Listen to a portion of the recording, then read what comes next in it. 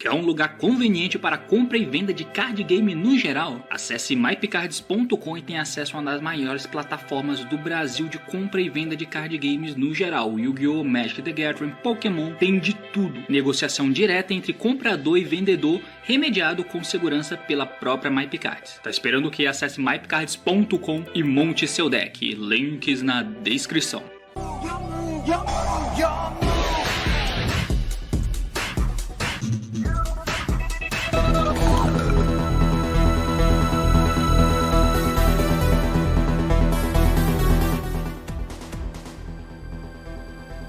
Fala aí, galera, eu sou o T, e será que eles voltaram?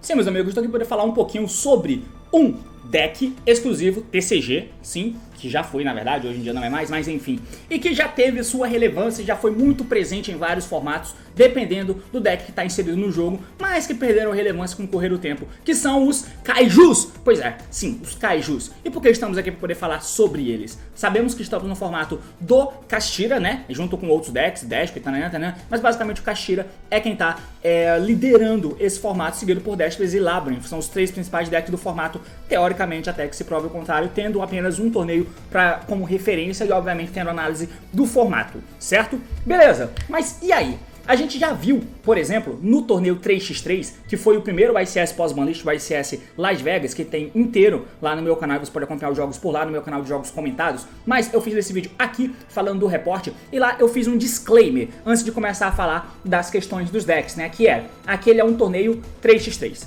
E não é muito bom de a gente tomar como base aquele torneio para poder definir o formato. Porque o 3x3 tem várias peculiaridades. Dentre elas, você poder abandonar, abdicar algumas coisas, porque, teoricamente, probabilisticamente, aquilo vai acontecer menos vezes com você e requer menos atenção no teu deck build. E como você tem dois outros jogadores, caso você perca, por causa dessa variância, os dois outros podem ganhar e podem te carregar. A mesma coisa pode acontecer com outros, pode ter acontecido uma fatalidade com um deles, por questão de deck build, tá? Ignorando questões de jogo, de técnica, de deck build, e aí simplesmente por desencaixe de match um cara lá pode perder, mas os dois outros amigos podem ganhar a partida. Então, esses furos que o formato poderia deixar à mostra, eles são um pouco escondidos dentro de um formato 3x3, e aí você pode acabar abdicando de algumas coisas e às vezes isso não te causa impacto. Né? Mas nós vimos algumas questões, algumas techs sendo muito usadas. E aí, baseado nisso, o uso de Kaiju, o potencial uso de Kaiju, eu quero só trazer isso porque é o mais puro suco da roda do metagame, do Yu-Gi-Oh! Vamos acompanhar porque o assunto é esse, meus amigos, partiu, então vamos lá. Eu vou ter que deixar aqui na tela, né, pra vocês acompanharem comigo os cards. Eu vou colocar aqui do lado o nosso amigão, Arise Heart. E como a gente pôde ver, né, o Kashtira foi o principal representante do último torneio, né? E tá sendo aí o principal representante nas mesas altas do DB também, por exemplo. Tem todas as questões em volta do Kashtira, é claro que tem, todas as questões, blá blá blá blá. Tem o medo do full lock, tem o medo do full lock. Dicas de passagem, o full lock precisa de combinação de 3 cartas específicas, tá? Tomando uma hand trap você não faz o full lock.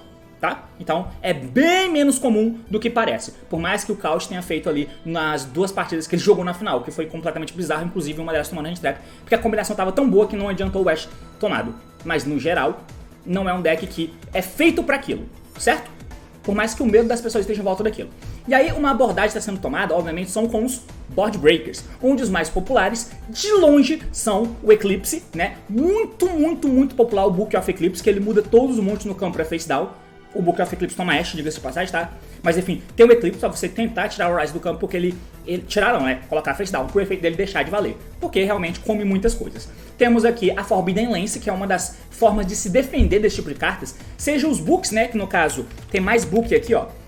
Deixa eu colocar Book of, que no caso é o Book of Moon e o Book of Lunar Eclipse. São exemplos de books que a gente viu, né? O Book of Moon, obviamente, bem mais versátil. O Eclipse, pra se defender, é uma merda, mas pra usar em segundo no começo, bum, pra atacar, é maneiro. Só que, por exemplo, o Book of Moon é uma carta que você pode comprar e no primeiro setar, que ela vai ser uma defesa boa. O Eclipse não é uma defesa boa nesse sentido. Mas enfim, ele é mais eficiente porque ele lida com todos os monstros ao mesmo tempo, né? Então o Eclipse é uma carta muito usável contra o Kashtira, por exemplo. Além do Book of Moon, do Lunar Eclipse.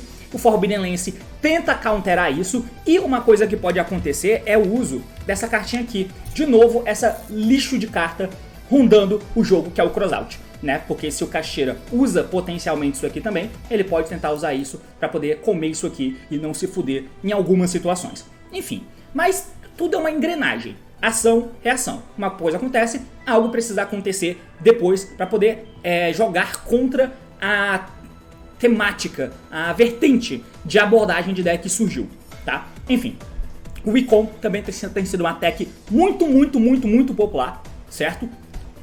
E é isso. Essas são algumas das vertentes com spells. Além disso, temos os Lava Golem, a Bola de Ra e o Nibiru, por exemplo, que são cartas que vão começar a crescer aí. É claro que depende do deck para ter o Lava Golem, mas é inegável que é uma das melhores abordagens. Você dá um Lava Golem no Caixeira é muito bom dar um Lava Golem no Caixeira. Você vai comer, na jogada Standard, você vai comer o Shangri-La, ou o Fenrir, e o Arise Heart, obviamente, e isso é bom pra cacete, você joga livre depois disso.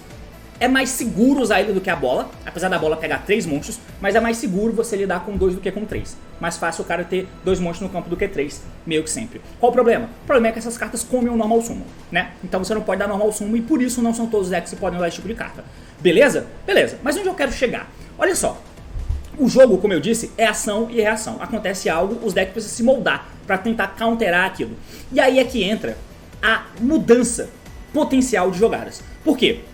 Se eu sou Caixeira e eu saí de um formato onde estava muito aberto, a galera não estava sabendo muito bem, apesar de saber que era contra o Caixeira, e foi levado ali como verdade algumas abordagens que é colocada contra o Caixeira, como esses books aqui, por exemplo, apesar do book ser bom e tal, mas você tem um lance pra tentar jogar em volta, Lava Golem, Nibiru, esse tipo de coisa, o que eu posso fazer? Eu sei que o Nibiru já é uma carta muito potencialmente de main deck, main deckável, né? Às vezes, em algumas deck builds, tá? É ok contra Desp, sempre pega o Desp agora, contra o Caixeira você vai pegar sempre também, o Labyrinth é meio merda, mas contra decks Rogues também você pega. Então o Nibiru é uma carta que vale a pena você pensar em usar. O Despia consegue usar a Lava Golem de repente, assim como o Labyrinth, que são os 2 decks do meta fora o Caixeira. O próprio Caixeira também consegue, apesar da jogada do Caixeira não atrapalhar tanto o outro Caixeira. Mas enfim, com isso, com todo esse giro, o que pode acontecer?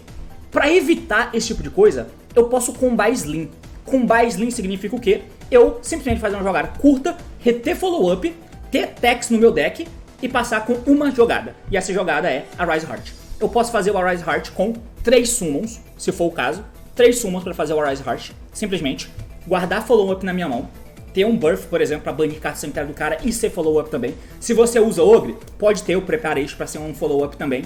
Mas o ponto é, eu posso fazer isso. Quando eu faço isso, eu dibro Lava Golem, eu dibro o Nibiru, eu como Evelyn da vida também. Eu continuo tomando o Enemy, continuo tomando os books, claro, mas aí depende da mão, depende como vai proceder. E aí se eu tiver o Lance então, se tiver o Lance ou o Crossout você usar, o cara vai achar que é Deus. E aí é que entra outro giro. A partir do momento que tem techs populares no jogo e o Caixeira tenta fazer uma jogada para desviar dessas techs populares, o que eu vou ter que fazer? Deixar de usar essas techs populares que o Caixeira dibra e tentar procurar uma outra tech que me ajude nesse cenário. Essa tech podem ser os Kaijus. E é aí que eles entram. É aí que os Kaijus entram. Por quê? Eles não comem o normal summon, eles são extremamente mais versáteis. É como se fosse um Book of Eclipse. Ao invés de eu ter um Book of Eclipse, eu posso ter um Kaiju que vai ter o mesmo efeito, né? Inclusive eu vou mandar tirar o bicho do campo, vou deixar um bicho mais fraco pro cara.